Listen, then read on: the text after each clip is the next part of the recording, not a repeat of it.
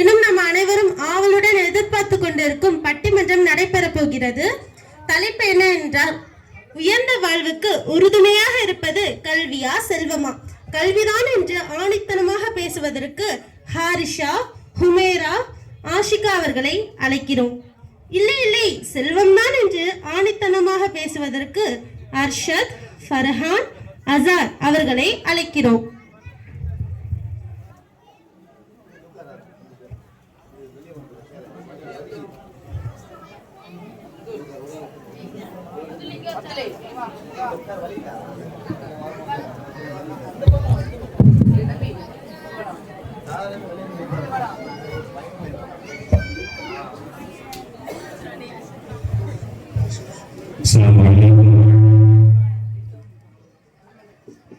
அஸ்ஸலாமு அலைக்கும்.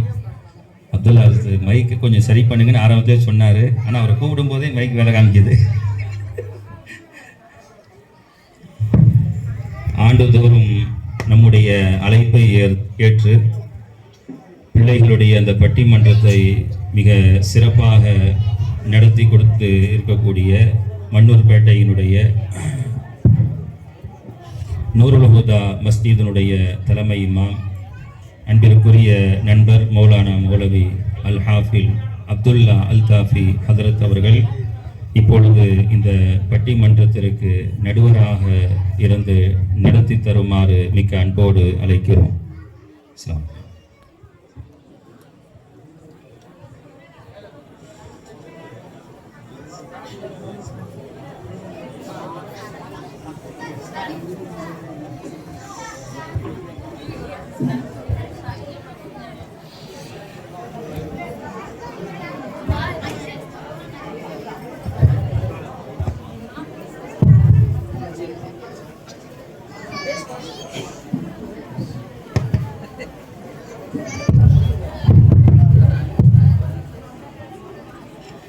அஸ்ஸலாமு அலைக்கும் வரஹ்மத்துல்லாஹி வபரகாத்துஹு.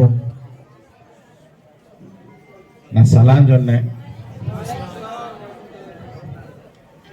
சலாம் சொல்றது சுன்னத்து, வலைக்கும் சலாம் சொல்றது எங்களுக்கெல்லாம் தெரியும். தெரிஞ்சு நாங்கள் மனசுக்குள்ள சொல்லிக்கிறோம், நீங்க கண்டினியூ பண்ணுங்க அப்படின்ற மாதிரி இருக்கு. அல்ஹம்துலில்லாஹ், சிறப்பான இந்த பட்டிமன்றம். அல்ஹம்துலில்லாஹ், நஹ்மதுஹு வ நுஸல்லி அலா ரசூலில் கரீம். அம்மா பஅத். قال الله سبحانه وتعالى في كلامه القديم الفرقان المجيد: أعوذ بالله من الشيطان الرجيم بسم الله الرحمن الرحيم إن أكرمكم عند الله أتقاكم صدق الله العظيم. எல்லாம் வல்ல அல்லாஹ்வை போற்றி புகழ்ந்து நமது உயிரினும் மேலான கண்மணி நபிகள் நாயகம் ஸல்லல்லாஹு அலைஹி வஸல்லம் அவர்கள் மீதும், பாக்கியம் நிறைந்த உம்மத்துமார்கள், குறிப்பாக இங்கே குழுமி இருக்கின்ற நம் அனைவர்கள் மீதும் அல்லாஹுடைய வற்றாத கருணையும் கிருபையும் பேரருளும் பேருபகாரமும் என்றும் இப்பொழுதும் நின்று நிலவட்டுமாக. அல்லாஹுடைய மாபெரும் கிருபையினால் சிறப்பான முறையிலே மஹல்லாவிலே ஒன்று இல்லை ரெண்டு இல்லை பல இயக்கங்களோடு நிகழ்ச்சிகளோடு பயணித்திட்டு இருக்கிறாங்க. அல்ஹம்துலில்லாஹ், அல்லாஹ் இந்த மஜ்லிஸை கபூல் செய்வானாக. இந்த மஜ்லிஸுக்காக யார் யாரெல்லாம் உழைக்கின்றார்களோ, பொருளாலும் உள்ளத்தாலும் உழைப்பாலும், உஸ்தாதுமார்கள் அனைவர்களுக்கும் அல்லாஹ் ஈரத்திலும் நற்பாக்கியத்தை வழங்குவானாக என்று துஆ செய்தவனாக பட்டிமன்ற நிகழ்வுக்கு நாம் செல்லலாம். உயர்ந்த வாழ்வுக்கு உறுதுணையாக இருப்பது செல்வமா அல்லது கல்வியா அப்படின்ற ஒரு தலைப்பு. நம்ம பல தடவை இந்த தலைப்பின் கீழாக பட்டிமன்றங்கள் எல்லாம் பார்த்திருப்போம், கேட்டிருப்போம். இருந்தாலும் இந்த முஹம்மதியா மதரசாவின் மூலமாக, இந்த மாணவர்களின் மூலமாக சில கருத்துக்களை சொல்வதற்கும் கேட்பதற்கும் அல்லாஹ் ஒரு நசீபை தந்திருக்கிறான்.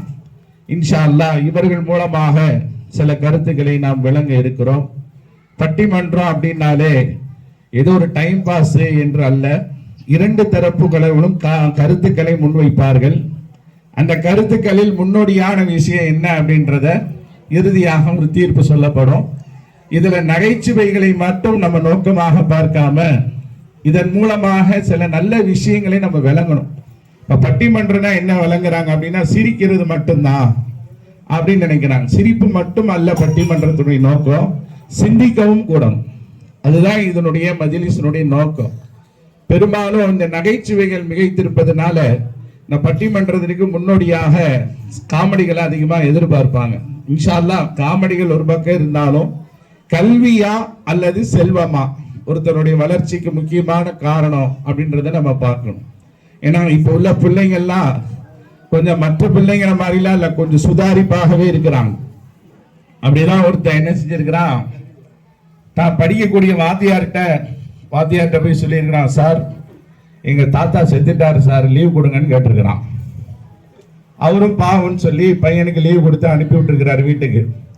போயிட்டு கொஞ்ச நேரத்துல வாத்தியார் நினைச்சாரு, சரி வீட்டுக்கு போகும்போது அந்த பையனுடைய தாத்தாவை போய் எட்டி பார்த்துட்டு போயிடலாம், இறந்த மனுஷனை அப்படின்ட்டு போயிருக்கிறாரு.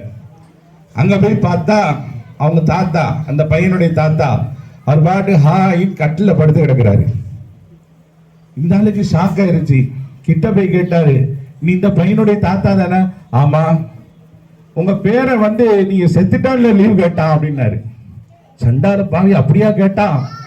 ஏங்க அப்படின்னா, இல்ல அவன் பாதியில ஸ்கூல் விட்டு வந்தோடனே என்னடா வந்துட்டேன்னு கேட்டேன், வாத்தியார் செத்துட்டாருன்ட்டு வந்தான்.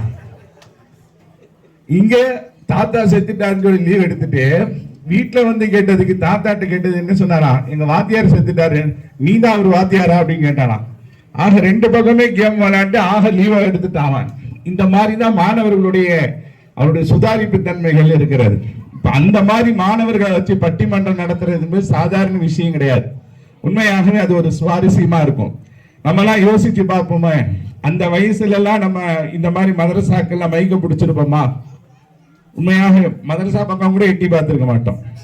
நம்ம வரலாறு பேசும்போது சொல்லுவோம், அதற்கு நாங்கெல்லாம் சின்ன பிள்ளையில தோப்பு பக்கம் போனோம்னா மாங்காவை கள்ளத்தனமா தின்றுருக்கோம், நொங்கு அடிச்சு தின்றுருக்கோம், பனை மரத்துல ஏறி பனை வளையை தின்றுருக்கோம், இப்படி பூரா காவலித்தனத்தையா சொல்லுவாங்க. ஆனா இன்றைக்கு பிள்ளைகள் அப்படி கிடையாது. சின்ன சின்ன பிள்ளைகள் எல்லாம் அவருடைய நாவின் மூலமாக எவ்வளவு கருத்துக்களை வெளிவரக்கூடிய ஒரு சூழ்நிலையை இன்னைக்கு நம்ம பார்க்கிறோம். ஹைர் அல்ஹம்துலில்லாஹ். எனக்கு பட்டிமன்றது ஒரு டைம் கொடுத்துருக்காங்க, ரியாஸ் சத்தி மேலே ஏற்றிட்டு வரும்போது அஜர்த்தி நாளைக்கு எக்ஸாம்லாம் இருக்கு, சூழ்நிலைகளை பார்த்து நடத்துங்க அப்படின்னாங்க. உண்மையாகவே அது கரெக்டு தான். ஏன்னா இமாமுக்கு தான் தெரியும் மஹல்லாவை பத்தி. ஏன்னா ஏதாவது குண்டங்க மண்டங்க ஆச்சுன்னா முதல்ல இமாம தான் பிடிப்பாங்க, தூக்குடா அவரை அப்படின்ட்டு இது வந்து இவர் தானே கூட்டிட்டு வந்தார் அந்த அஜரத்தை அப்படின்னு சொல்லி அவரை போட்டு குர்பானி கொடுத்துருவாங்க. அதனாலதான் இமாமார்கள் வரும்போதே பேச்சாளரை பக்குவமா கூட்டு வருவாங்க. அது கூட்டு வரும்போதே யா நபி ஸலாம் அந்த பைத்தோட சேர்ந்து 8:30 மணிக்கு முடிச்சிருங்க நீங்க, அதுதான் எங்களுக்கு சலாமத்து அப்படின்னதோட இன்னொரு பெட்டியும் போடுவாப்ல, நேர்ச்சைகளும் எதுவும் இல்லை, நீங்கள் எதிர்பார்த்து உட்காரமும் வேண்டாம் அப்படின்ற மாதிரி எல்லா பைத்து உள்ள இருக்கும். அதனால சூழ்நிலையை அறிஞ்சு இன்ஷா அல்லாஹ் நம்ம சுருக்கமாவே நம்ம முடிச்சுக்கலாம். ஆனா இருக்கக்கூடிய அவங்க பேசக்கூடிய அந்த தருணத்துல நம்ம ஆர்வமா கவனிக்கணும். சில பேர் பார்த்தா காமெடி அடிக்கும்போது இப்படியே இருப்பாங்க, நரசிம்மராவுக்கு சகலபடி மாதிரியே சிரிக்கவே மாட்டான். ஏன்னா கொஞ்சமா இன்னும் சில பேர் இருக்கிறான் மறுநாள் சிரிச்சுக்கிட்டு இருப்பான், என்னடா தனியா சிரிக்கிற, நேற்று ஒரு காமெடி சொன்னாங்களா அந்த சேர்த்து அதை இப்ப நினைச்சு சிரிச்சுக்கிட்டு இருக்கிறேன் அப்படின்மா, இப்படின்னு சில பேர் இருப்பாங்க. அந்த மாதிரி சிரிக்க வேண்டிய நேரத்தை சிரிப்பது அது ஒரு சந்தோஷத்தை ஏற்படுத்தும். இன்ஷா அல்லாஹ் பிள்ளைகளோட 2 பேரும் இப்ப ரொம்ப ரெடியா இருக்கிறாங்க. இவர் வேற நடுவரா கொண்டு வந்து உசரம் வாங்கிட்டு இருக்காரு. அந்த பிள்ளை பாருங்க வந்திருந்து மைக்க விட்டுக்கிட்டே இருக்கு, அதற்கு சீக்கிரம் கொடுங்க, அதற்கு ஸ்கிரிப்ட் மறந்தாலும் மறந்துடும் அப்படின்ற மாதிரி. அதனால இன்ஷா அல்லாஹ் இப்ப நம்ம தலைப்புக்குள்ள போகலாம். நம்ம நடுவுல உள்ள விஷயங்களை எல்லாம் ஆய்வு செய்வோம். உயர்ந்த வாழ்வுக்கு உறுதுணையாக இருப்பது செல்வம் தான் அப்படின்ற அணியில ஆண்கள்லாம் பேச இருக்கிறீங்க. துட்டு நீ ஏன்பா டென்ஷனா இருக்க? நல்லா இருக்க. சரி ஹர்ஷது நீங்களா? அவர் கையில ஒரு மைக் இருக்கு, இங்க வாங்க. செல்வம் தான் அப்படின்றத வலியுறுத்தி பேசுறதுக்கு அர்ஷத் அவர்களை அன்போடு அழைக்கிறோம். அல்ஹம்துலில்லாஹ் அல்ஹம்துலில்லாஹி ரப்பில் ஆலமீன்.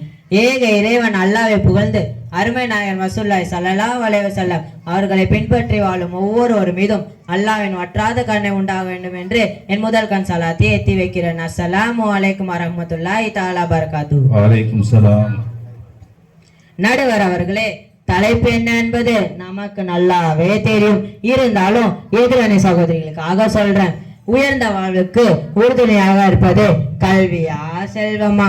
ஆரம்பம் என்னவோ கல்விதாங்க, ஆனா வெற்றி என்னவோ செல்வத்தின் பக்கம் தான். அதனால் வெற்றியின் பக்கம் பேச வந்துள்ளேன்.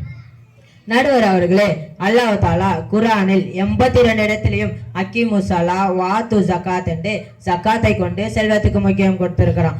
எதிரணி சகோதரிகளே, உங்களுக்கு ஒரு முக்கியமான விஷயம் நினைவூட்டுறேன். நம்ம இஸ்லாத்தில் 5 கடமைகள் கடைசி 2 கடமை ஆகிய ஜகாத் ஹஜ் செல்வம் இருந்தால் தானே செய்ய முடியும். ஏன் இங்க இருக்கக்கூடிய உங்களிடமே கேட்கிறேன், கடந்து முந்த ரம்லான் மாசத்துல துணி எடுக்க உதவியது கல்வியா செல்வமா? நீங்களே யோசிச்சு சொல்லுங்க. அதை விடுங்க.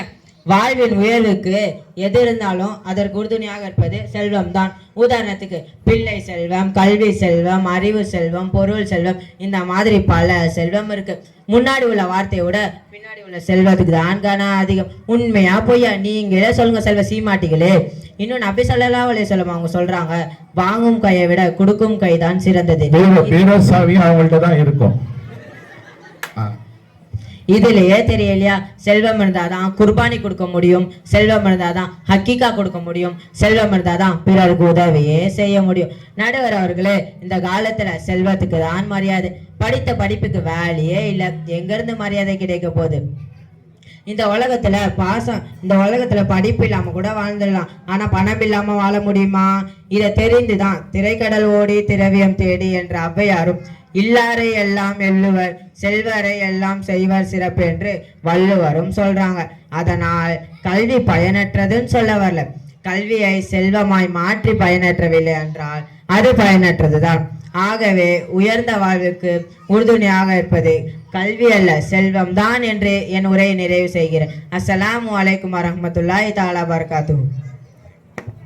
அவ்வளவுதானா? சரி, செல்வத்தை வலியுறுத்தி அழகா பேசி இருக்கிறாரு. ஜக்காத்தை நிறைவேற்றுறதுக்கு என்ன தேவை? பணம் தான் தேவை. ஹஜ்ஜிக்கு போறதுக்கு ஹஜ்ஜி கமிட்டியில போய் நின்றுட்டு நான் 1 கிலோ செல்வத்தை தருகிறேன், நான் 1 கிலோ கல்வியை தருகிறேன், என்னை ஹஜ்ஜிக்கு அனுப்புங்க அப்படின்னா மண்டையில கூட்டி வீட்டுக்கு அனுப்பி விடுவான். போய் 4 லட்ச ரூபா கொண்டு வா அப்படின்னா தான் அப்ளிகேஷனே போடுவான். அப்ப அங்க என்ன தேவை? பணம் தேவை. எங்க போனாலும் பணம் இல்லாம ஒண்ணு நடக்காது. இப்ப ஒரு கவிஞன் ஒரு அழகான வார்த்தையை சொன்னான், நல்ல சம்பாதிக்க கல்வி தேவைப்பட்டது, ஆனா இப்ப நல்ல கல்விக்கே சம்பாத்தியம் இல்லாமல் கல்வி கிடையாது. போனோடனே டொனேஷன், அது கூட இது கூடன்னு சொல்லி வாப்பாண்ட ஒரு தான். நிறைய பேர் என்ன செய்யறாங்க, தன்னுடைய சம்பாத்தியத்தில் பெரும்பங்க பிள்ளைங்களோட படிப்புக்கு செலவு பண்றாங்க. அதிலும் குறிப்பாக சில பேர் சொல்றது பார்க்கணுமே, என் புள்ள வேலம்பால படிக்கிறான், என்னமோ சொர்க்கத்திலோட ஜன்னத்தில் விருதோசில இருக்கிற மாதிரியும். ஓ பையன் எங்க படிக்கிறான்? என் பையன் டிஏவியில படிக்கிறான். அங்க போய் பார்த்தா ஒண்ணு இல்லை, சும்மா தான் உட்காந்துட்டு வருவான். அது சும்மா ஒரு கிரேடு. அதாவது எந்த ஸ்தாபகன்றது பெரிய விஷயம் இல்லை, பிள்ளைங்களுடைய கல்வி எப்படி படிக்கிறாங்கன்னு தான் முக்கியம். அதனால வேலைமல்ல படிக்க வைக்கிறாங்களா, அதை இப்படி திட்டிட்டு போயிட்டாருன்னு நினைக்காதீங்க. எல்லா பள்ளிக்கூடமும் பள்ளிக்கூடம் தான். அதை மதிச்சு நம்ம பிள்ளைங்களை படிக்க வச்சாலும் பிள்ளைங்க படிக்கும். ஆனா ஸ்தாபகத்தை முன்னெடுத்து அவன் என்ன செய்யறான்னா, நம்மளை நல்ல டெவலப்மெண்ட் பண்றோம்னு நினைக்கிறோம், அவன் நம்மளை வச்சு அவன் கேம் விளாடுறான், அவன் ஸ்கூலை டெவலப் பண்றான். சரி, அல்ஹம்துலில்லாஹ், இது ஒரு தனி சப்ஜெக்ட். ஆனா இந்த கல்வியை நம்ம பெறணும் அப்படின்னா துட்டு இல்லாம ஒண்ணு நடக்காது. அதைத்தான் அவர் சொல்லிட்டு போயிருக்கிறாரு. இருந்தாலும் ஹாரிசா அம்மையார் பார்த்துக்கிட்டே இருக்கிறாங்க, நாங்க எதுக்கு உட்கார்ந்து இருக்கிறோம், கல்வி எவ்வளவு முக்கியன்றது எங்களுக்கு கொஞ்சம் வாய்ப்பு கொடுங்க பேசுறோம் அப்படின்னு நிக்கிறாங்க. வாங்க. அளவற்ற அருளாளரும் நிகரற்ற அன்புடையவனாகிய அல்லாஹ்வின் திருப்பெயரை கொண்டும் என் உயிரிலும் மேலான கண்மணி நாயகம் ஸல்லல்லாஹு அலைஹி வஸல்லம் அவர்கள் பொருத்தத்தை கொண்டும் சஹாபாக்கள், தாபீன்கள், தபா தாபீன்கள், நல்லோர்கள், இன்னும் இந்த மொஹராவில் அமர்ந்திருக்கும் அனைவருக்கும் அல்லாஹ்வின் சாந்தியும் சமாதானம் என்றென்று நின்று நிலவட்டுமாக. ஆமீன். இங்கு கூடியிருக்கும் அனைவருக்கும் என் முதன்கண் சலாத்தை எத்தி வைக்கிறேன். அஸ்ஸலாமு அலைக்கும் வரஹ்மத்துல்லாஹி தஆலா பரகாத்துஹு. இவங்களோட இறுதி பேச்சு பச்சை அதிபல் தாடு மாதிரி இருந்துச்சு. அந்த காலத்துல படிச்சவங்க இவங்களுக்காக இந்த பழமொழியை சொல்லி வச்சிருக்காங்க போல தெரியுது. பூனை கண்ணு மூடனா உலகமே இருந்துருச்சு நினைப்பான். அதே மாதிரி எதிரணி சகோதரருக்கு செல்வம் கண்ணே மறைச்சிடுச்சு. அதனாலதான் ஆரம்பம் எது முடிவு எதுன்னு அர்த்தமே தெரியாம இருக்காங்க. நிலவில் ஓடிக்கொண்ட நடுவர்களே, நீங்களே சொல்லுங்க. நிலவின் ஒளி கொண்ட நடுவர் அவர்களே, சரி. நீங்களே சொல்லுங்க. என் பொண்டாட்டி கூட இப்படி சொன்னதில்லை. ஆரம்பம் இல்லாமல் முடிவு எப்படி வரும்? எதிரணி சகோதரர் சொன்னது உண்மைதான். இஸ்லாத்துடைய கடைசி 2 கடமை செல்வம் இருந்தாதான் செய்ய முடியும். ஆனா மீதி 3 கடமையும் கல்வி இருந்தாதானே செய்ய முடியும். தொழில கிடைக்கிற செல்வம் வெறும் ஹலால் மட்டும்தான். ஆனா கல்வியில கிடைக்கிற செல்வம் ஹலாலும் இருக்கு, நன்மை கிடைக்கிறது. நடுவர் அவர்களே, செல்வந்தர்களை தேடி போய் தான் நன்மை செய்யணும். ஆனா நாங்க கற்றதை வைத்து கற்றுக் கொடுத்து நன்மை பெற்றுக் கொள்கிறோம். எதிரணி சகோதரே, உங்களுக்கு ஒரு பழமொழி சொல்றேன், நல்லா செவி சாய்த்து கேட்டுக்கோங்க. கற்க நன்றே கற்க நன்றே, பிச்சை புகினும் கற்க நன்றே. அல்லாஹ் தஆலா குர்ஆன்ல அல் முஜ்திலா என்ற சூறாவில் சொல்றான், நம்பிக்கை கொண்டவரையும் அறிவு பெற்றவர்கள் அல்லாஹ் உயர்ந்த நிலைகளுக்கு உயர்த்துவன். இன்னும் நபி ஸல்லல்லாஹு அலைஹி வஸல்லம் சொல்றாங்க, கல்வி ஞானம் ஒவ்வொரு முஸ்லிம் மீதும் கடமையானது. இந்த ஹதீஸை இப்னு மாஜா கிதாபில் பதிவு செய்யப்பட்டுள்ளது. கனம்னு சொல்லி கனமான செல்வத்தை சுமக்கிறதை விட கல்வி ஞானத்தை சுமந்து சட்டையை கட்டி விட்டோடனே கையை விடுறது நீங்க தானம்மா. போய் கணவர் சட்டையை தொங்க விட்டோடனே அப்படிதான் போயிருப்பார், பார்த்துருப்பேன். உள்ள கையை விட்டு எத்தனை 100 500 இருக்குன்னு பார்த்துட்டு அப்புறம் தாத்து மடிச்சு வச்சுட்டு, என்னங்க இன்னைக்கு 1000 ரூபாய் தான் வந்திருக்கு, எப்படி பார்த்த? நீ பாத்ரூம் போன கேப்ல பார்த்துட்டேன். காலையில பதிருக்கு அப்புறம் பார்த்தா ஒரு 500 ரூபா தேவை இருக்காது. நான் சொல்றது அயல்பக்கம் பெண்கள்லாம் கிடையாது, அவங்களெல்லாம் எடுக்கவே தெரியாது. கணவர் கொடுத்தாதான் வாங்குவாங்க, அப்படிதானம்மா? ஆமா. கனம்னு சொல்லி கனமான செல்வத்தை சுமக்கிறதை விட கல்வி ஞானத்தை சுமந்து பாருங்க. கனமா தெரியாது, சுகமா தெரியும். செல்வம் எவ்வளோ இருந்தாலும் சரி, பிறர் செல்வம் எவ்வளோ இருந்தாலும் கல்வி அறிவு எவ்வளோ இருந்தாலும் சரி, பிறருக்கு கொடுத்தாலும் சரி குறையவே குறையாது. கல்வி செல்வம் குறையாத செல்வம், அழியாத செல்வம் கூட. அதனாலதான் திருவள்ளுவர் செல்வத்துள் செல்வம் செவி செல்வம், செல்வத்துள் செல்வம் செவி செல்வம், அச்செல்வம் செல்வத்துள் எல்லாம் தலை என்று கூறுகிறார். கல்வியில் வரும் போட்டி எல்லோருக்கும் பாதிப்பில்லாமல் அவர் தகுதிக்கு ஏற்ப ஜெயிக்க வைக்கும். ஆனால் செல்வத்தில் வருகின்ற போட்டி இருக்கிறதே, பிறரை வீழ்த்துவதற்கு முயற்சி செய்யும். அடுத்தவரை வீழ்த்தி பெறுவது உயர்வல்ல, அடுத்தவரையும் தாங்கி பிடிப்பதுதான் உயர்வு. அது செய்வது கல்வி மட்டுமே, ஒருபோதும் செல்வம் கிடையாது. இத்துடன் என் உரையை நிறைவு செய்கிறேன். அஸ்ஸலாமு அலைக்கும் வரஹ்மத்துல்லாஹி தஆலா பரகாத்துஹு. வலைக்கும் சலாம் வரஹ்மத்துல்லாஹ். அல்ஹம்துலில்லாஹ். கல்வியை வலியுறுத்தி ஹாரிசா என்ற சகோதரி அழகா பேசினாங்க.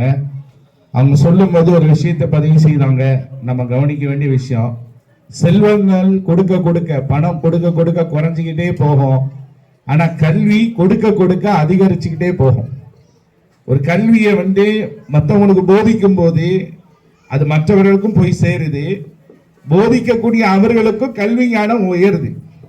இப்ப இது கல்வியினுடைய சிறப்புல மிக முக்கியமானது. வல்லதீன ஊத்துல் இல்ம தரஜாத், அல்லாஹ் குர்ஆன்ல சொன்னா, கல்வி ஞானம் கொடுக்கப்பட்டவர்கள் தரஜாக்களை நாம் உயர்த்துகிறோம் அப்படின்றான்.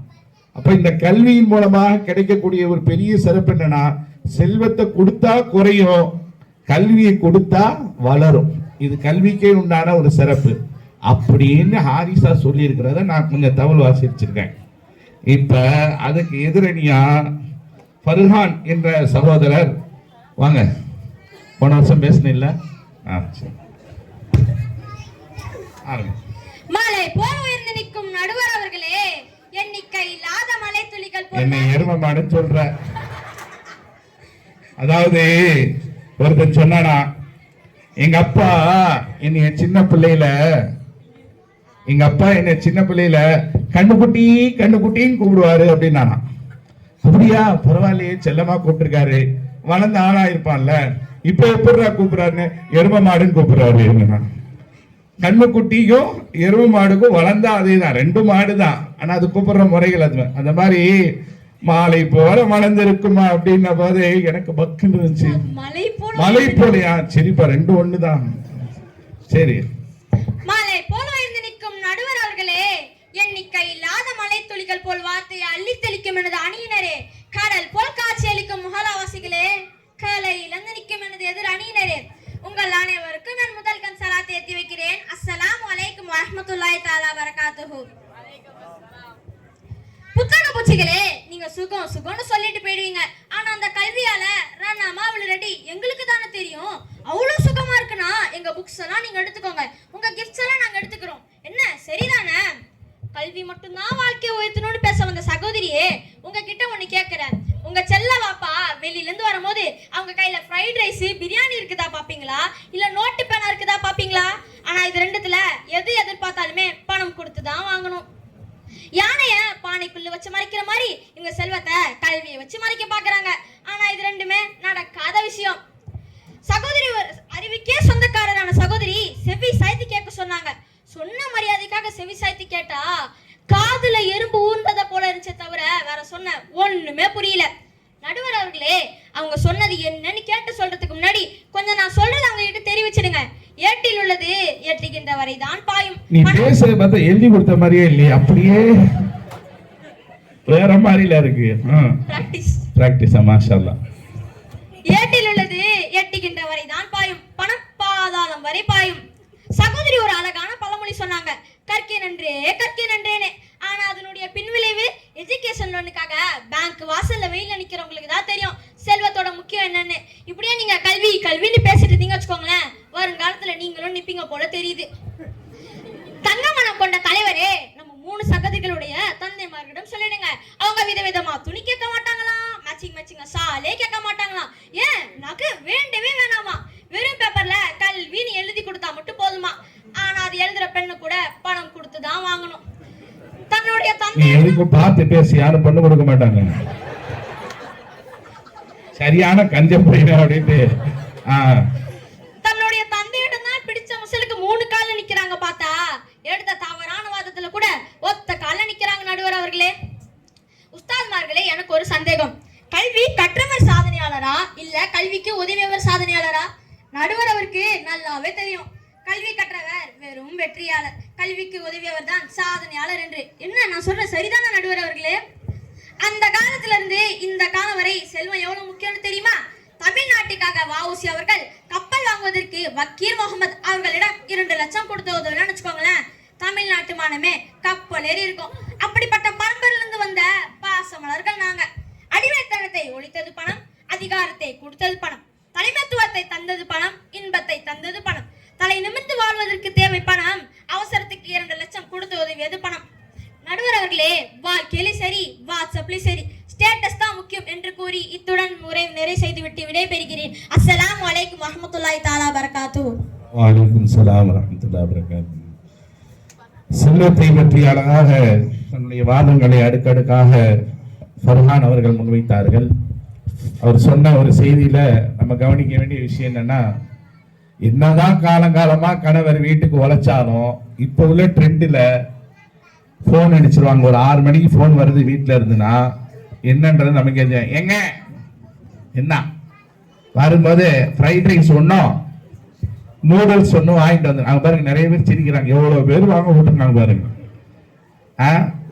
சில பேர் என்ன தெரியுமா செய்வாங்க, பிள்ளைங்க கையில கொடுத்துட்டு ஒரு ஃப்ரைட் ரைஸ் 2 நூடுல்ஸ் அப்படின்னா அதுவும் கேட்கும். நான் கேட்கலப்பா, உங்க பிள்ளைங்க தான் கேட்கறாங்க. ஆமா சொல்லிவிட்டேன். அப்புறம் பார்த்துக்கோங்க உங்க பையன் கோவக்கார அப்படின்னா அவரு தான் பெற்றிருப்பாரு. அவர் பையனை பத்தி உங்க பையன் கோவக்கார பார்த்துக்கோங்க, தூங்கும்போது தலையை கலத்துக்கு போட்டான்னு போட்டுருவான் அப்படின்னு சொன்னோடனே இவர் பாப்பாரு, எதுக்கு வம்பு ஃப்ரைட் ரைஸ்ல போய் நின்னு ஒரு 2 வாட்டி வாங்க போனா ஃப்ரைட் ரைஸ் கிடைக்காருன்னு நம்ம ஒரு மாதிரியா பாக்குறேன். ஏன்பா உங்க வீட்டுல சோறே ஆக மாட்டாங்களா? வீட்டுக்கு போகும்போது ஃப்ரைட் ரைஸ் தந்தூரி இதெல்லாம் வாங்கிட்டு போறோமே, இதெல்லாம் என்ன கல்வியை கொண்டா வாங்கிட்டு போறோம்? வீட்டுக்கு தேவையானத கொண்டு போகும்போது செல்வம் தேவையில்லையா?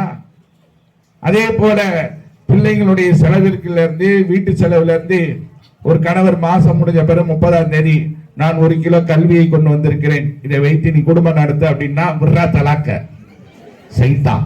எங்க அப்பா அன்னைக்கே சொன்னான், எவ்வளோ இடத்துல வந்துச்சு, இவனை போய் மாரடிக்காதன்ட்டு, இவனுக்கு வந்து வாக்கப்பட்ட மாதிரி எனக்கு தேவை அப்படின்னு என்ன செய்யும், குடும்பத்துல வெடிக்க ஆரம்பிச்சோம். அங்க பணம் தேவை, பணம் இல்லைன்னா ஒண்ணு நடக்காது அப்படின்றத அழகா ஃப்ரைட் ரைஸ் மூலமா நம்ம சகோதரர் அவர்கள் சொல்லி இருக்கிறாரு. இன்னும் விட்டா ஒரு 1/2 மணி நேரம் பேசுவாப்புல, இருந்தாலும் நேரம் காலம் சொல்லி கருதி அடுத்து அதற்கு எதிர்வாதமாக கல்விதான் என்பதற்காக ஹுமைரா என்ற சகோதரியை அன்போடு அழைக்கிறோம்.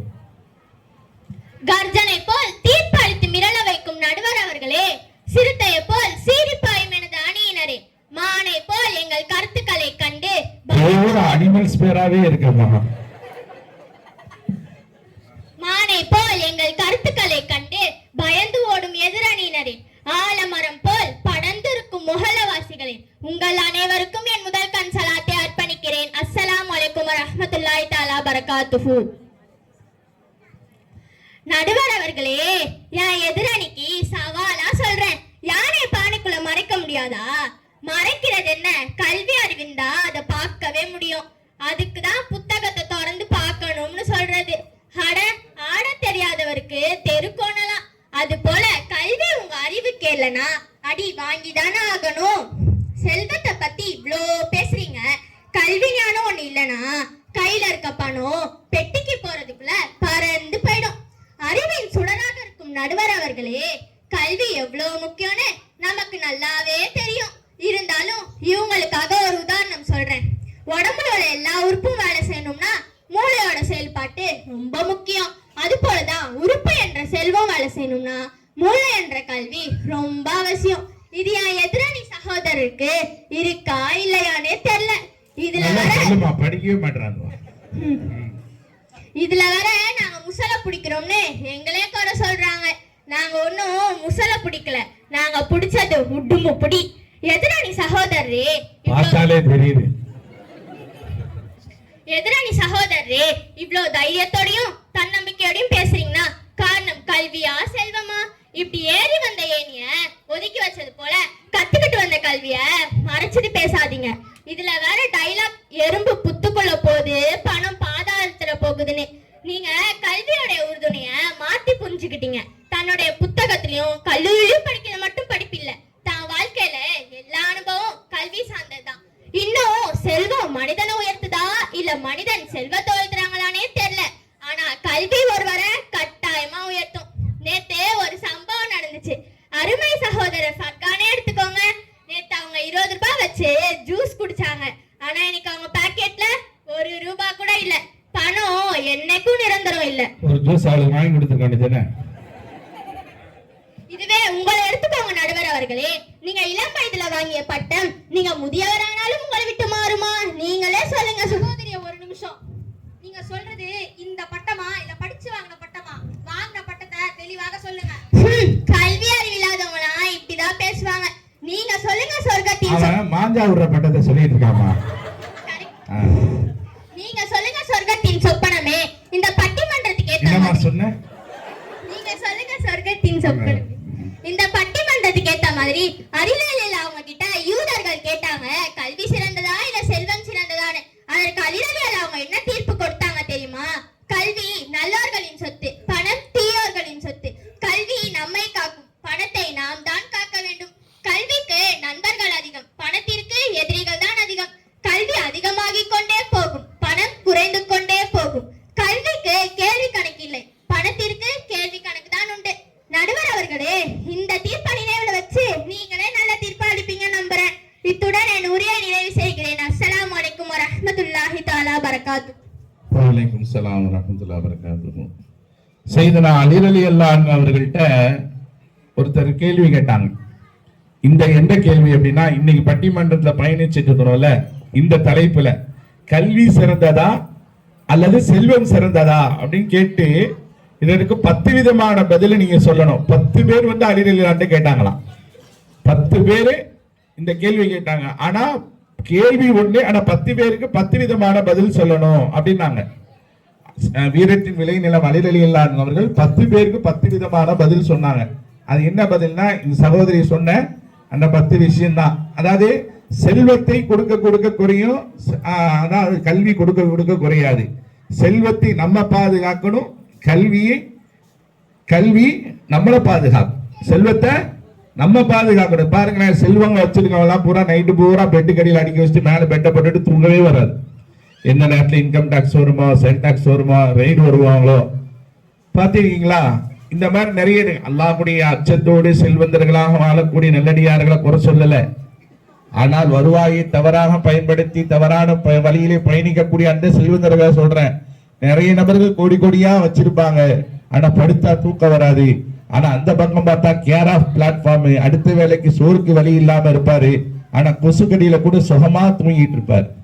இதுதான் கல்விக்கும் உண்டான செல்வத்துக்கு உண்டான வித்தியாசம். அதனால அலிரலில்லாஹு 10 விதமா பதில் சொன்னாங்க. அந்த 10 விதமான விஷயத்தை அழகான முறையில சொல்லி காட்டினாங்க. அப்ப கல்வி நம்மளை பாதுகாக்குது. என்னைக்கு இருந்தாலும் வயது முதிர்ந்தாலும் கல்விமான் அப்படின்னு பேர் இருக்கு. ஆனா வயசான காலத்துல காசு கையை விட்டு போச்சுன்னு வைங்களேன், தர்கமத்தியா ஒரு நேரத்துல செய்தா இன்னும் ஆட்டான் தெரியுமா துட்டை வச்சுக்கிட்டு இப்ப ஒண்ணும் இல்லை தூக்கி ஓரத்துல போட்டுருவாங்க. அப்ப கல்வி இவரை பாதுகாக்கல, கல்வி தான் பாதுகாக்கல, செல்வம் இவரை பாதுகாக்கல. அப்ப கல்வியின் மூலமாக பலாபலன்கள் நிறைய உண்டு என்பதை அழகான முறையில ஹுமைரா அவர்கள் பேசினாங்க. பாக்கி 2 தரப்புலயும் 2 பேர் இருக்கிறாங்க. அதுக்கு வாங்க, செல்வம் தான் அப்படின்றதுக்கு அசார் என்பவரை அன்போடு அழைக்கிறோம். தலைமைக்கு தனித்துவம் பண்ண நடுவர் அவர்களே, செல்வ செழிப்பால் முகத்தில் மகிழ்ச்சியோடு அமர்ந்திருக்கும் தங்கள் பக்கம் தான் தீர்ப்பு கிடைக்கும் என்ற முகவாட்டத்தோடும் ஏக்கத்தோடும் காத்திருக்கும் எனது எதிரணியினரே, எங்களுடைய பேச்சுக்களை ரசித்துக் கொண்டிருக்கும் முஹல்லாவாசிகளே, உங்கள் அனைவருக்கும் என் இஸ்லாத்தின் முதற்கண் சலாத்தை தெரிவிக்கிறேன். அஸ்ஸலாமு அலைக்கும் வரஹ்மத்துல்லாஹி தஆலா வபரகாத்துஹு. அல்லாஹ்வுடைய ஃபர்லான வணக்கத்தை முடித்த பிறகு இந்த பூமியில் என்னோட அருளை தேடுங்க என்று தானே அல்லாஹ் சொல்லுறான். அல்லாஹ் கல்வியா தேட சொன்னா, அவனோட அருளான செல்வத்தை தானே தேட சொன்னா.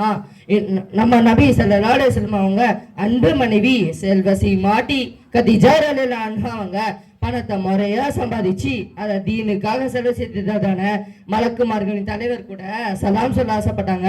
நடுவர் அவர்களே, இந்த நாட்டு நடப்பு என்னன்னு தெரியுமா? பணம் இருந்தா பழகு, இல்லாட்டி விலகு. பணம் பந்தியிலே, குணம் குப்பையிலே. பணம் பல நாட்டின் பேசப்படாத மொழியாக இருக்கிறது. நம்ம பிறந்த நடக்கிறதுனால 50,000 மேல கொண்டு போனா தூக்கிடுவாங்கப்பா. நம்ம பிறந்த நாட்டிலேயே படிச்ச படிப்புக்கு வேலை கிடைக்காம நாடு விட்டு நாடு போய் டிரைவர் வேலையும் கிளீனர் வேலையும் தானே பாக்குறாங்க. இதுலயே தெரிய நடுவர் அவர்களே, கல்வி அங்க ஒரு இருபத்ததுன்னு. இன்னும் ஹுதைபியா உடன்படிக்கையின் போது நபி ஸல்லல்லாஹு அலைஹி வஸல்லம் அவங்க வீரமிக்க உமர் ரலியல்லாஹு அன்ஹு அவங்கள அனுப்பல, கல்வி கடலான அலி ரலியல்லாஹு அன்ஹு அவங்களும் அனுப்பல. ஆனா செல்வ சீமானாக இருந்த உஸ்மான் ரலியல்லாஹு அன்ஹு அவங்கள தானே அனுப்புனாங்க. ஏனென்றால் ஒரு செல்வந்தருக்கு தான் எந்த இடத்துல யார்கிட்ட எப்படி பேசணும் நல்லாவே தெரியும். அல்லாஹ்வின் அடியார்களே, இப்ப படிக்கிறவங்க கிட்ட போன் இல்லாமலையா இருக்கு? போன்ல தானே கல்வியே படிக்கிறாங்க. போனு கல்வி வச்சு வந்துச்சா இல்ல செல்வத்தை வச்சு வந்துச்சா? Thomas Alva Edison, Nikola Tesla இவங்க 2 பேருமே சயின்டிஸ்ட் தான். தாமஸ் ஆல்வா எடிசன் அவங்களுடைய கண்டுபிடிப்பு பணம் இருந்ததுனாலே வெளியே வந்துச்சு. ஆனா நிக்கோலா டெஸ்லா அவங்களுடைய கண்டுபிடிப்பு பணம் இல்லாதனாலே வெளியே வரல. இப்ப சந்திரன் 3 அனுப்புனாங்களே, அவங்க யாருன்னு கேட்டா சில பேருக்கு தான் தெரியும். ஆனா அம்பானி யாருன்னு கேட்டா எல்லாருக்குமே தெரியும். ஏன் பேங்க் பேலன்ஸ் தான் சொசைட்டியவே பேலன்ஸ் பண்ணுது. சூரியனை போல் பிரகாசிக்கும் நடுவர் அவர்களே, கல்வி அழியாத செல்வம் தான். இந்த காலத்துல எல்லா செல்வத்தையும் அழிச்சாதான் கல்வியே கிடைக்கிறது. சகோதரிகளே, செல்வம் என்ற விதை நல்லானது ஒரே நிலத்தில் பயிரிட ஒன்றிருந்து அதன் ஆயுட்காலம் தாண்டி பாதுகாக்கப்பட வேண்டியதும் அல்ல, அன்றே சமைத்து உண்ணப்படக்கூடியதும் அல்ல. இத்துடன் எனது உரையை நிறைவு செய்கிறேன். அஸ்ஸலாமு அலைக்கும் வரஹ்மத்துல்லாஹி தஆலா வபரகாத்துஹு. வலைக்கும் ஸலாம் வரஹ்மத்துல்லாஹி வபரகாத்துஹு. அசார் அவர்கள் செல்வம்தான் ஒரு மனிதனுடைய வாழ்க்கையினுடைய அங்கம் என்பதை வலியுறுத்தி சொல்லி இருக்கிறார். அதுல அனில் அம்பானிலாம் இன்னைக்கு நமக்கு தெரிகிறார் அப்படின்னா அவர் கல்வியை வச்சா. அனில் அம்பானி எத்தனாவது படிச்சிருக்காரு யாருக்காவது தெரியுமா? யாருக்காவது தெரியுமா? ஆனா அனில் அம்பானி யாரு? பெரிய பணக்கார. இப்ப அனில் அம்பானிய உலகத்துக்கு இப்ப அறிமுகப்படுத்தினது என்னது? துட்டு. அது சொன்னார் பார்த்தீங்களா அழகா? அவர் என்ன படிச்சிருக்காருன்னு தெரியாது, சொல்லவும் முடியாது. 1ஆம் கிளாஸ் கூட படிச்சிருக்கலாம், சும்மா கோட்டை கொண்டு போட்டு அப்படியே இருப்பான். ஆனா கோடிக்கணக்கில் பிசினஸ், ஏகப்பட்ட சொத்துக்கள். இன்னைக்கு அனில் அம்பானி, அதானி அப்படின்னு பேசப்படுது அப்படின்னா நம்ம முதல்ல சிந்தனைக்கு வர்றது என்னது? அவருடைய ப்ராப்பர்ட்டி, செல்வம் தான். இப்ப உலகத்துக்கு அவரை செல்வம் தானே அவர் கொண்டு போய் சேர்த்திருக்கு. இப்ப இதே ஒரு எத்தனையோ டிகிரி வாங்கியிருந்தானா இன்னைக்கு உலகத்துக்கு அறிமுகமா இருப்பாரா? இல்லை இல்லை, நல்ல ஒரு சிந்திக்க வேண்டிய ஒரு கருத்து. நிறைய பெண்கள் பார்க்குறாங்க, இவர் என்னதான் சொல்ல வரான்னு தெரியலையே. அதாவது இரண்டு தரப்புகளும் வாதங்களை வைத்துக் கொண்டிருக்கிறார்கள். அல்ஹம்துலில்லாஹ், நிறைவாக பார்க்கலாம் முடிவு என்ன என்பதை. அப்ப ஒரு மனிதனுடைய அடையாளத்திற்கு செல்வம் முக்கியமான அங்கம் என்பதை யாராலும் மறுக்க முடியாது. இன்னைக்கு பார்க்கிறோம், ஒருத்தவங்க வீட்டுக்கு போகும்போது சலாம் சொல்ற விஷயத்துல பார்க்கிறோமே, பள்ளிவாசல்ல வந்து ஜிம்மாவுக்கும் பெருநாளைக்கும் சலாம் கொடுக்கும்போது முசாபா பண்ணும்போது நம்மள நடக்கிற கூத்து, எல்லாத்துக்கும் சலாம் சொல்லணும். இதான் இஸ்லாத்தினுடைய மரபு. அறிந்தவரோ அறியாதவரோ நீ சொல்லக்கூடிய சலாம் தான் இஸ்லாத்தில் சிறந்த செயல் நாங்க சொல்லலாம். இன்னைக்கு பெருநாளைக்கும் ஜிம்மாவுக்கும் பார்க்கிறோம், போனோடனே பார்த்தேன் ஒரு 10 கோடி பேர் வேணா அஸ்ஸலாமு அலைக்கும் ஆதியார், நல்லா இருக்கீங்களா, வாப்பா அம்மா நல்லா இருக்காங்களா, அவன் ஒண்ணு இல்லைன்னு வைங்களேன், அன்டா சலாம் சொல்ல சலாம். ப்ராப்பர்ட்டியை வச்சு இங்க சலாம் நடக்குது. சில பெண்கள் சொன்னாங்க, சில கையில பாக்குறாங்க ஒரு 10 பவுனுக்கு வளையல் போடுனா அஸ்ஸலாமு அலைக்கும், நல்லா இருக்கீங்களா, வீட்டுல நல்லா இருக்குங்களா, வாப்பா அம்மா நல்லா இருக்கலாம். அவங்க வாப்பா அம்மா போய் 10 வருஷம் இருக்கும். முசாபா ஒண்ணு இல்ல, பூரா கவரிங் அப்படின்னா அப்படியே இருந்து அஸ்ஸலாமு அலைக்கும். செல்வம் இல்லைன்னா கூட சலாம் கூட வர மாட்டேங்குதுங்க, முசாபா கூட பண்ண மாட்டேங்கிறாங்க. இந்த மாதிரி ஒரு நிலையை பார்க்கிறோமா இல்லையா? அப்ப மனிதனுடைய வாழ்க்கையில செல்வம் ஒரு அங்கமா இல்லையா? அசார் சொல்லியிருக்கிறார். நிறைவாக ஒரு பேச்சாளர் ஆஷிகா அம்மையார் இருக்காங்க, வாங்க உங்களுடைய கருத்தை முன்வைங்க, கல்விதான் அப்படின்றது. அல்ஹம்துலில்லாஹ், அல்ஹம்துலில்லாஹி ரப்பில் ஆலமீன். பசிக்கின்ற மனிதனுக்கு ருசிக்கின்ற உணவளித்து ரசிக்கின்ற இறைவனுக்கே புகழ் அனைத்தும் உண்டாகுவாராக. சத்திய தூதர், சன்மார்க்க போதகர் நபிகள் நாயகம் ஸல்லல்லாஹு அலைஹி வஸல்லம் அவர்களின் மீதும் அவர்களின் குடும்பத்தார், தோழர்கள் மற்றும் நம் அனைவரின் மீதும் அல்லாஹ்வின் அன்பும் பாசமும் உண்டாகுவதாக. இங்கு கூடியிருக்கும் அனைவருக்கும் என் இஸ்லாத்தின் காணிக்கையான ஸலாத்தை எத்தி வைக்கிறேன். அஸ்ஸலாமு அலைக்கும் வரஹ்மத்துல்லாஹி தஆலா பரகாத்துஹு. அருமையானவர்களே, நம்ம நபிகள் நாயகம் ஸல்லல்லாஹு அலைஹி வஸல்லம் எந்த கல்வியை பரப்பதற்காக வந்தாங்களோ அந்த கல்வியை பற்றி தான் உயர்த்தி பேச வந்திருக்கேன். இன்றைய தலைப்பு, உயர்ந்த வாழ்க்கைக்கு உறுதுணையாக இருப்பது கல்வியா செல்வமா? கல்வின்றது ஒரு தனி மனிதனை மட்டும் உயர்த்தல, அது அந்த குடும்பத்தையும் அந்த நாட்டின் தலையெழுத்தையும் மாத்த வழிவகுக்குது. மதிப்பிற்குரிய நடுவர் அவர்களே, கல்வி என்ற வார்த்தையின் அர்த்தம் விளங்கினாலே போதும். முதல் எழுத்தும் நடு எழுத்தும் சேர்த்தா கடைசி எழுத்தும் நடு எழுத்தும் சேர்த்தா முதல் எழுத்தும் கடைசி எழுத்தும் சேர்த்தா கவி. இவை அனைத்தையும் பார்வை செய்தால் கல்லை வில்லாக மாற்றி கவியாக திரட்டுவது. இதிலே தரலையா 3 எழுத்துக்கள் உள்ள கல்வியுடைய முக்கியம்? நம்ம பணத்துக்கும் 3 எழுத்து தான்மா, பணத்துக்கும் 3 எழுத்து தான். துட்டு அதுக்கும் 3 எழுத்து தான். அதே போல பணத்துல நாவ எடுத்தா பம்மு, துட்டு இல்லைன்னா பம்ப வேண்டியதுதான். நம்ம நபிகள் நாயகம் ஸல்லல்லாஹு அலைஹி வஸல்லம் அவர்கள் சொன்னாங்க, "ஹைருக்கும் மன் தஅல்லமல் குர்ஆன வ அல்லமஹ்." உங்களில் யார் சிறந்தவர் என்றால் யார் கல்வியை கற்று பிறருக்கும் கற்றுத் தருகிறாரோ அவர்தான் உங்களில் சிறந்தவர். இன்னும் பாரதிதாசன் சொன்னாங்க, "கல்வி இல்லாத நிலம் கலர் நிலம் போல்" என்று. கண்ணியத்திற்குரியவர்களே, எவ்வளவு செல்வம் இருந்தாலும் நம்மளுடைய கப்ரு வாழ்க்கைக்கு இல்மையும் அமலையும் மட்டும்தான் எடுத்துக்கொண்டு போறோம். இந்த பயன்படாத செல்வத்தெல்லாம் விட்டுட்டு தானே போறோம். அந்த செல்வம் கூட நமக்கு பிரச்சனையை தான் தருது. சகோதரரே, வைரம் ஜொலிக்கணும்னா சாணம் பிடிச்சுதான் ஆகணும். தங்கம் பிரகாசிக்கணும்னா தன்னநிலை காட்டிதான் ஆகணும். அது போலதான் மனிதர்கள் மதிக்கணும்னா கல்வி கற்கதான் வேணும். இந்த எதிரணி சகோதரருக்கு கல்வி என்னதான் இருந்தாலும் நம்ம பேருக்கு பின்னாடி வருவது நம்ம சேர்த்து வச்ச செல்வமா என்ன? நம்ம படிச்சு வாங்குற டிகிரி தானே. செல்வத்தை இழந்தா அதை திரும்ப பெற முடியும், ஆனா கல்வியை இழந்தா அதை திரும்ப பெறவே முடியாது. அதனாலதான் கல்வி வாழ்க்கையை உயர்த்தும் உண்மையான செல்வம்னு சொல்றது. இந்த எதிரணி சகோதரருக்கு செல்வம் என்ற வார்த்தையோட அர்த்தமே தெரியல, இதுல உங்களை தங்கம்னு சொல்லி ஐஸ் வைக்கிறாங்க நடுவர் அவர்களே. அதனோட உண்மையான அர்த்தம் என்னன்னா, செல்வம்ன்றது செல்லும் செல்லும் எங்குனாலும் செல்லும், தங்கம்ன்றது தங்கும் தங்கும் எங்குனாலும் தங்கும். இதுதான் அதனோட உண்மையான அர்த்தம்.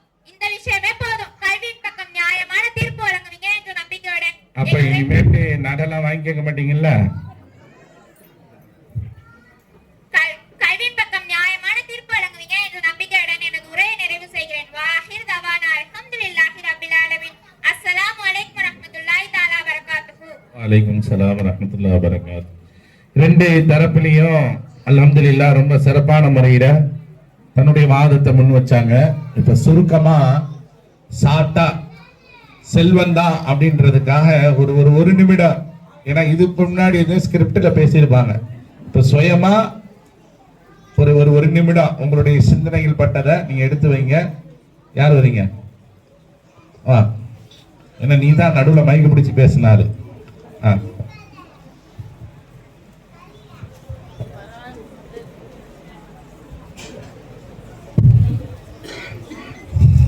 அஸ்ஸலாமு அலைக்கும். இப்பொழுது செல்வம் தான் முக்கியம் என்று உங்களுக்கு நல்லாவே தெரியும். கல்வி எங்க இருந்தாலும் உதவாது. இப்பொழுது நீங்க படிச்சவங்களும் சரி, படிக்கிறவங்களும் சரி, படிச்சு முடிச்சவங்களும் சரி, கடைசியில எதை நோக்கி ஓடுறாங்க? செல்வத்தை நோக்கி தானே ஓடுறாங்க. அது மட்டுமா, கஷ்டப்பட்டு படிச்சவாங்க டிகிரி வாழ்ல தொங்குது. இதுவே ஒரு பிரச்சனைனா பணம் தான் பாக்கெட்ல நின்று உதவுது. இதுலயே தெரியலையா செல்வத்தோட முக்கியம் என்னன்னு?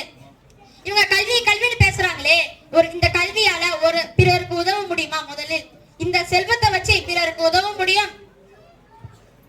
இந்த செல்வத்தை வச்சு பிறருக்கு உதவ முடியும்.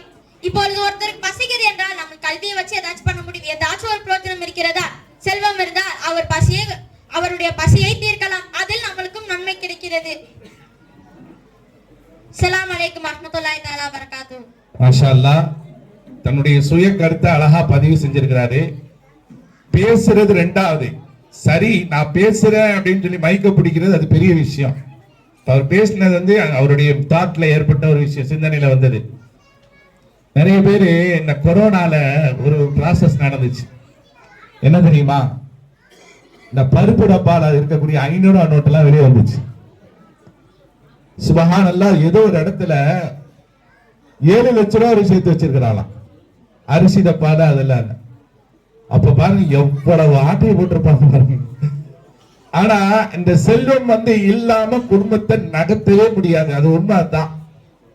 செல்வமே இல்லாம குடும்பத்தை நகர்த்தவே முடியாது. கரண்ட் பில்ல இருந்து வீட்டு வாடகையில இருந்து எல்லாத்துக்கும் துட்டு இல்லாம ஒண்ணு நடக்காது. அத நம்ம புரிஞ்சு நடந்துக்கிறணும். செல்வத்தை இல்லாம எந்த விதமான முன்னேற்றமும் கிடையாது என்பதை சொல்லிட்டு போயிருக்கிறாரு. அதே மாதிரி சாட்டா வாங்க கல்விதான் அப்படின்றத உங்க அணியில இருந்து அவங்களே வராங்களா? சரி வாங்க.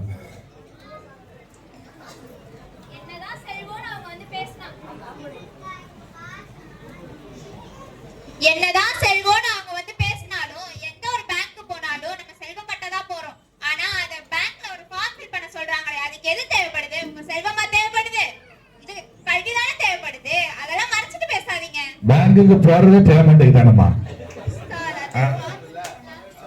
ஃபார்ம் ஃபில் பண்ணி என்ன பிரச்சனை? கையில மணி இல்லாம ஃபார்ம் அழகா ஃபில் பண்ணிட்டு, இந்தாங்க சார் நான் ஃபார்ம் அழகா ஃபில் பண்ணிருக்கேன், எவ்வளவு கொடுக்குறேன்? கல்வி உள்ளே இருக்கிறது, நீங்கள் டெபாசிட் பண்ணுங்க. நடக்குமா? ஆமா, அவ்வளவுதானா? அல்ஹம்துலில்லாஹ், நிறைவுக்கு வந்துடலாம். ஏன்னா நேரம் 9 மணி ஆச்சு. யாசினதுங்க அப்பா ஒளிஞ்சு கிடக்கிறது. என்ன இது முடிச்சிடலாமா? சரி. ஒரு இடத்துல அவர் அஜர்த்து இப்படிதான் பயான் பண்ணியிருக்கிறாரு. பேசி முடிச்சோடனே கேட்டானா, இவ்வளவு நேரம் பயான் செஞ்சேனே, நான் பேசின பயான்ல இருந்து உங்களுக்கு பிடிச்சமான ஒரு செய்தி வல்ல ஒரு வார்த்தை ஏதாவது இருக்கான்னு கேட்டாங்க. அவர் கேட்க கூடாது, இருந்தாலும் கேட்டுட்டாரு. ஒருத்தருக்கு சொன்னா, ஆமா நீங்க பேசின பயான்ல ஒரு வார்த்தை ரொம்ப ரொம்ப சந்தோஷத்தை ஏற்படுத்துச்சு அப்படின்னா அவருக்கு ரொம்ப ஜோஷ் கிளம்பிருச்சு. அஜர்த்துக்கு நான் பேசினது என்ன ரொம்ப பிடிச்சது, இத்துடன் என்னுடைய உரையை நிறைவு செய்கிறேன்னு சொன்னீங்க பாருங்க, இத்துடன் என்னுடைய பயான முடிச்சுக்கிறேன்னு சொன்னீங்க பாருங்க, எனக்கு ரொம்ப சந்தோஷம். அப்பதான் தெரியும் எவ்வளவு அருன்னு அறுத்திருக்கிறாரு. அந்த மாதிரி ஒரு நிலையை ஏற்பட்டு விடக்கூடாது என்பதற்காகத்தான் நேரங்களை கேட்டது. அல்ஹம்துலில்லாஹ், ரொம்ப ரொம்ப ரொம்ப சுவாரஸ்யமா பேசினாங்கன்றதை விட ரொம்ப அற்புதமா நீங்க செவிதாழ்த்தி கேட்டீங்க அப்படின்றது ரொம்ப சந்தோஷமா இருக்கு. ஒரு பக்கம் உஸ்தாதுமார்கள், மறுபக்கம் தாய்மார்கள். ஏன்னா தாய்மார்கள் அமைதியா உட்கார்ந்து கேட்குறது உலகத்தினுடைய 8வது அதிசயம். நான் பெருமைக்கு கோரிக்கைக்காக சொல்லல. இதே ஐயப்பாக்கம் வட்டாரத்துல ஒரு 2 மாசத்துக்கு முன்னாடி, ரமலானுக்கு முன்னாடி பயானுக்கு கூப்பிட்டு இருந்தாங்க. எந்த பள்ளிவாசல்னு கேட்காதீங்க, சொல்ல மாட்டேன். ஏன்னா அந்த மஹல்லா வாசியில் உட்கார்ந்தா மனசு கஷ்டப்படும். இதே மாதிரிதான் ஆண்கள் பயானி ஆண்டு விழா நிகழ்ச்சியில பேசிக்கிட்டே இருக்கும். இந்த பக்கம் பெண்கள் ரொம்பலாம் இல்ல, நீங்களாவது பெருந்தொரலா திருவிழா உட்கார்ந்து இருக்கிறீங்க. மிஞ்சி போனா ஒரு 10 பேர் தான் உட்கார்ந்து இருப்பாங்க. சுபஹானல்லாஹ் பயான் ஆரம்பிச்சிருந்து முடிக்கிற வரையும் நான் பயான் பேசுறதுல அவங்க தான் பேசிட்டே இருந்தாங்க. தாய்மார்களே அமைதி காக்கவும் அல்லாஹ் தஆலா குர்ஆனிலே எப்படி சொல்லிருக்காங்க நான் பாருங்க. நான் இப்படியே பார்த்தேனா வேற வழியே இல்லை, நீங்க பேசிதான் ஆகணும் அப்படின்னு. அதாவது 3/4 மணி நேரம் பெண்கள் தான் பயான் உடைச்சு. ஏன்னா பொதுவாகவே பெண்கள் ஒரு கூட்டமாக சேர்ந்தால் இயல்பாகவே தன்னுடைய வீட்டு சூழ்நிலைகள் எல்லாம் பேச ஆரம்பிப்பாங்க, அது இயல்புதான். ஆனா அந்த ஒரு மாகுல் இங்க இல்ல. அடிக்கடி நடுவில் அப்படிலாம் சொல்லிக்கிற பட்டிமன்றத்துல அந்த வகையில அல்லாஹ் தஆலா ரொம்ப சிறப்பான முறையில இந்த மஜ்லிஸ் அமைச்சு கொடுத்தான். தாய்மார்கள் ரொம்ப அற்புதமா கேட்டாங்க, ஆண்கள் ஒரு பக்கம் சுவாரஸ்யமா கேட்டீங்க. இப்ப தீர்ப்பு கூறக்கூடிய ஒரு நேரம். 2 பிள்ளைங்களும் அழகா பேசினாங்க. எந்த பக்கம் தீர்ப்பு கூறுறது? முதல்ல ஒரு விஷயத்தை சொல்றேன், நான் தீர்ப்பு கூறுற அளவுக்கு பெரிய மகான்லாம் கிடையாது.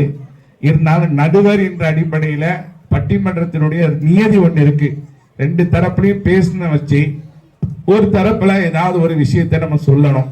இப்ப கல்வியா செல்வமா அப்படின்ற வகையில வாதாடின அந்த விஷயத்துல வச்சு நம்ம முதல்ல ஒரு தீர்ப்பு சொல்லிட்டு நம்ம நிறைவுக்கு வரணும். பிள்ளைங்க செல்வத்தை அழகா வலியுறுத்தி சொன்னாங்க. என்னதான் ஆண்களே அழகா இருந்தாலும் வசதியா இருந்தாலும் பாரம்பரியத்துல இருந்தாலும் இன்னைக்கு பணம் இல்லை அப்படின்னா ஆண்களுக்கு எந்த விதமான மதிப்பே இல்லை. இன்னைக்கு மாப்பிள்ளை பார்க்கக்கூடிய முறை எப்படி இருக்கு?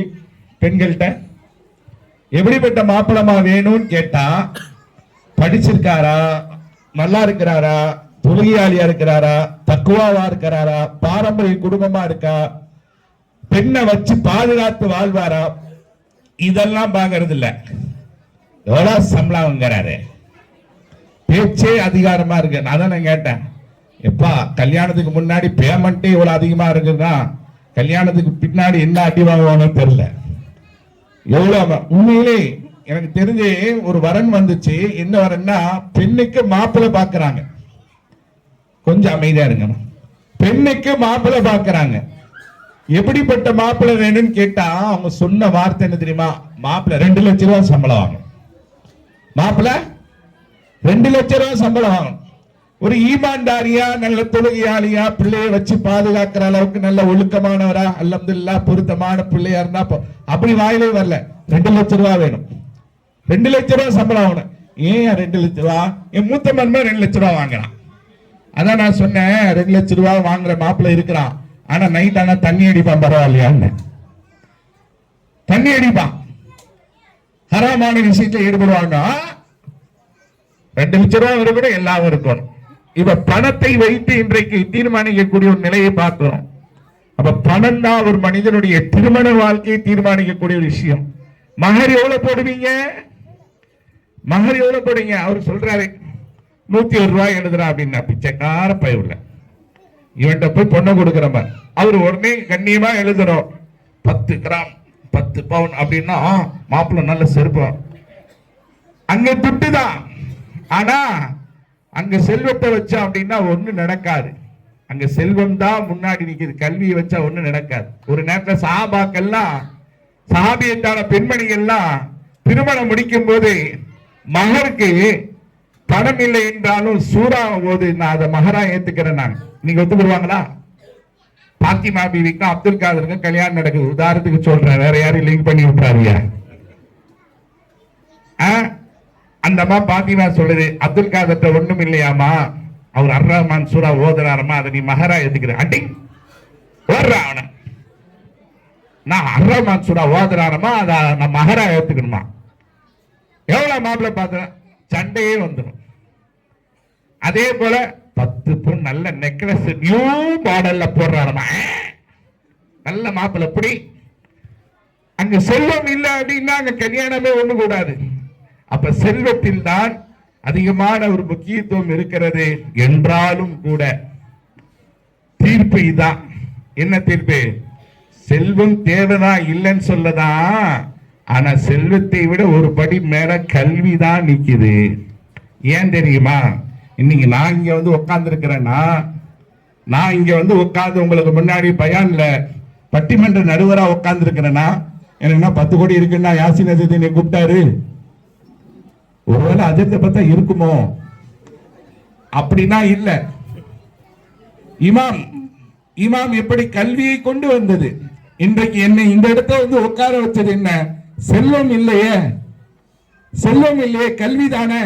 அங்க ஒருத்தர் பாய் பார்க்கறாரு, நான் தான் சொல்ல வர்றாரு தெரியல, அஜர்த்து இப்படி வளர்ப்புறாரு அப்படி வளர்ப்புறாரு, சட்டை முட்டன் பிடிக்க மாட்டாரு, நாளைக்கு வேற ஸ்கூல் இருக்கு, திங்கக்கிழமை. சில பேருக்கு திங்கக்கிழமைனாலே அடி வைத்து கிடக்கும், ஞாயிற்றுக்கிழமை 9 மணிக்கு.